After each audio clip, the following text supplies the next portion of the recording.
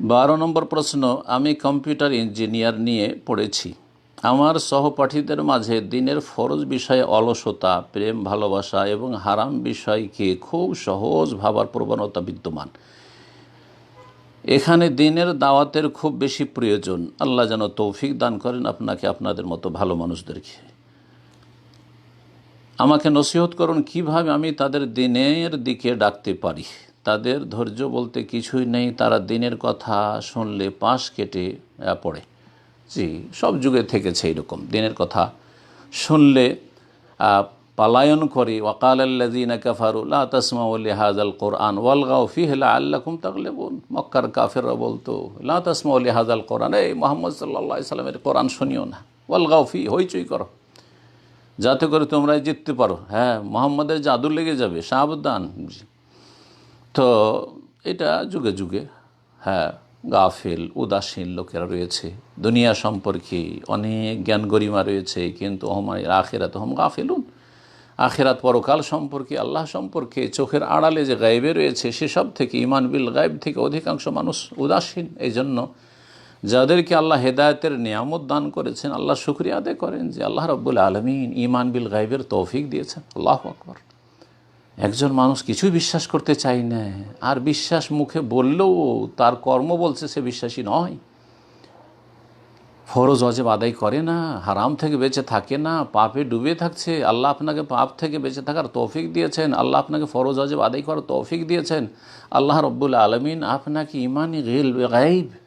জি, কালকে আমি বলছিলাম আমাদের একজন সহপাঠী শেখকে যে সুবহানাল্লাহ, আল্লাহর কত বড় আমাদের উপর নিয়ামত যে আল্লাযীনা ইউমিনুনা বিল গায়ব। প্রথম শর্ত হচ্ছে না দেখে বিশ্বাস করা, না দেখে বিশ্বাস করা। আল্লাহ যা বলেছেন, আল্লাহর চাইতে সত্যবাদী আর কে হইতে পারে? ওমান আসদাকু মিনাল্লাহি কিলা ওমান আসদাকু মিনাল্লাহি হাদিসা।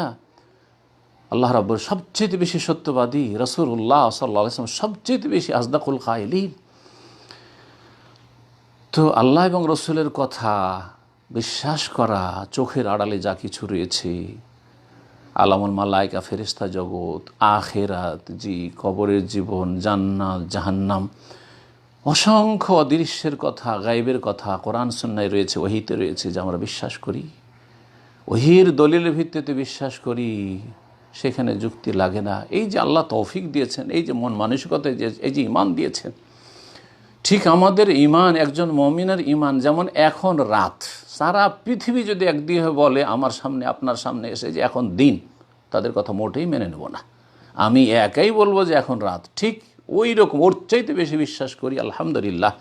জান্নাত বিশ্বাস করি, জাহান্নাম বিশ্বাস করি, আল্লাহর আযাব বিশ্বাস করি, আল্লাহর নিয়ামত বিশ্বাস করি, আল্লাহ রাব্বুল জাত সিফাত বিশ্বাস করি, রাসূলুল্লাহ সাল্লাল্লাহু আলাইহি ওয়াসাল্লাম বিশ্বাস করি, কোরআনে কারীম যে ওহী বিশ্বাস করি। আলহামদুলিল্লাহ, এই যে আল্লাহ নিয়ামত দিয়েছেন, আলহামদুলিল্লাহিল্লাযী হাদানা লিহাযা ওয়া মা কুন্না লিনাহতাদিয়া লাউলা আন হাদানাল্লাহ। আমাদের হেদায়েতের ক্ষমতা ছিল যদি আল্লাহ হেদায়েত না করতেন। বলুন আলহামদুলিল্লাহ, আল্লাহর শুকরিয়া আদায় করেন। এবং আপনি তাদের দাওয়াতের কাজের জন্য নসিহত চেয়েছেন। প্রথম নসিহত করব ইখলাস, আল্লাহ সন্তুষ্টির কাজ করেন।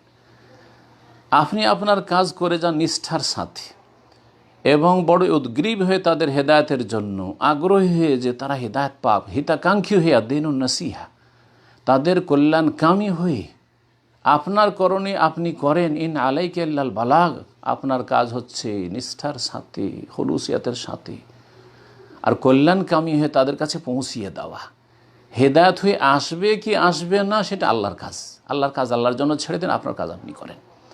এমন নবী রসুল আসবেন কিয়ামতের মাঠে, ওয়ালাইসা মাওয়া, তার সাথে একটিও নেই কেউ হেদায়েত। নবী রসুল হয়তো মুজিজা এসছে, সুবহানাল্লাহ, তারপরও কেউ ঈমান নিয়ে আসেনি, কিন্তু সফল আপন জায়গায়। নিজের কাজ যদি ঠিকভাবে করেন, নিজের দায়িত্ব যদি ঠিকভাবে পালন করেন, তাহলে আপনি আমি সফল। সংখ্যা বাড়লো না, হেদায়েত হইলো না, আমার কথা কেউ শুনলো না, মানলো না, আমি হক কথা পেশ করব।